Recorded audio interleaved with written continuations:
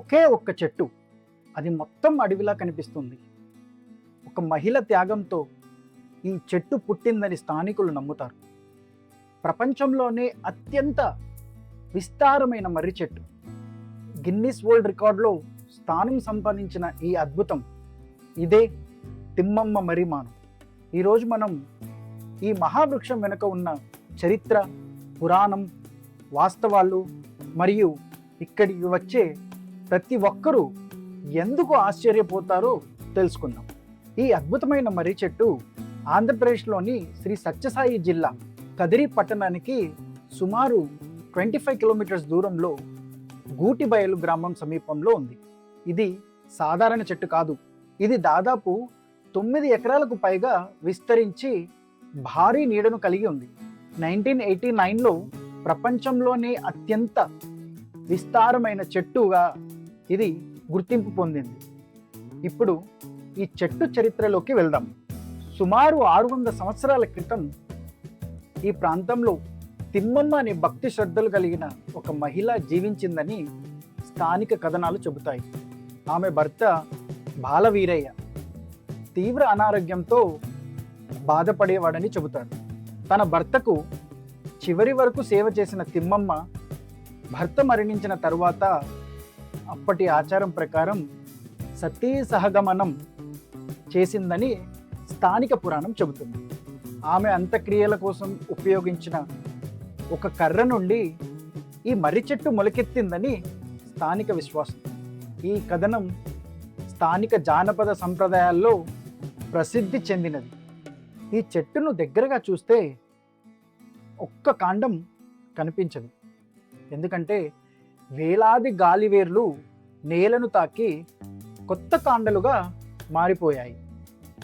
అందుకే ఈ ఒక్క చెట్టు ఒక పెద్ద అడవిలా కనిపిస్తుంది. ఇక్కడ నడుస్తుంటే మనకు ఒక అడవిలో నడుస్తున్న అనుభూతి కలుగుతుంది.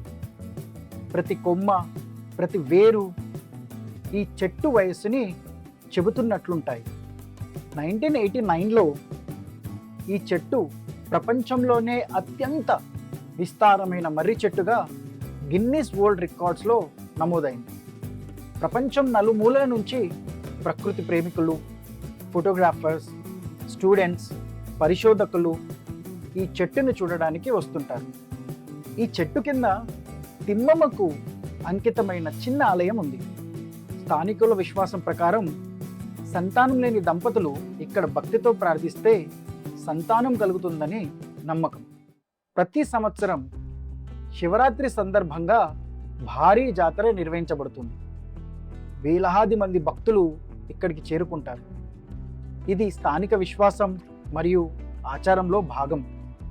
మరి ఈ చెట్టు ఎలా ఇంత పెద్దదైంది? దీనికి కారణం మర్రి చెట్టు ప్రత్యేక లక్షణం. కొమ్మల నుంచి వేలాడే గాలివేర్లు నేలను తాకిన తర్వాత కొత్త కాండలుగా మారిపోతాయి. ఇలా ఒక చెట్టు వందలాది కాండలతో అనేక ఎకరాల్లో విస్తరించగలదు.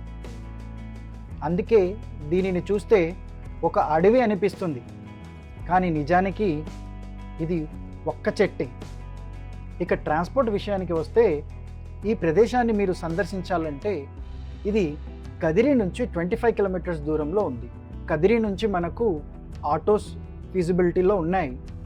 కదిరిలోని శ్రీ లక్ష్మీ నరసింహస్వామి దేవాలయాన్ని విజిట్ చేసిన వారు ఎవరైనా సరే దగ్గరలో ఉన్న ఈ తిమ్మమ్మ మర్రిమానును కూడా విజిట్ చేయొచ్చు.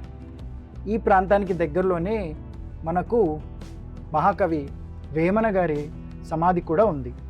సో మీరు కదిరి టెంపుల్ని ప్లాన్ చేసుకుంటే మీరు తిమ్మమ్మ మర్రిమాను మరియు వేమన గారి సమాధి ఈ రెండింటిని కూడా విజిట్ చేయొచ్చు. ఒక మహిళ పేరు, ఒక మహావృక్షం, వందలాది ఏళ్ల చరిత్ర, వేలాది గాలివేర్లు, లక్షలాది మంది సందర్శకులు, ఇవన్నీ కలిపితే అదే తిమ్మమ్మ మర్రిమాను. మీరు అనంతపురం లేదా శ్రీ సత్యసాయి జిల్లాకు వెళ్తే ఈ ప్రకృతి అద్భుతాన్ని తప్పకుండా సందర్శించండి. ఈ వీడియో మీకు నచ్చినట్లయితే సబ్స్క్రైబ్ అండ్ లైక్ చేసి మీ ఫ్రెండ్తో షేర్ చేయండి. మరో అద్భుతమైన వీడియోతోటి మీ ముందుకు వస్తాం.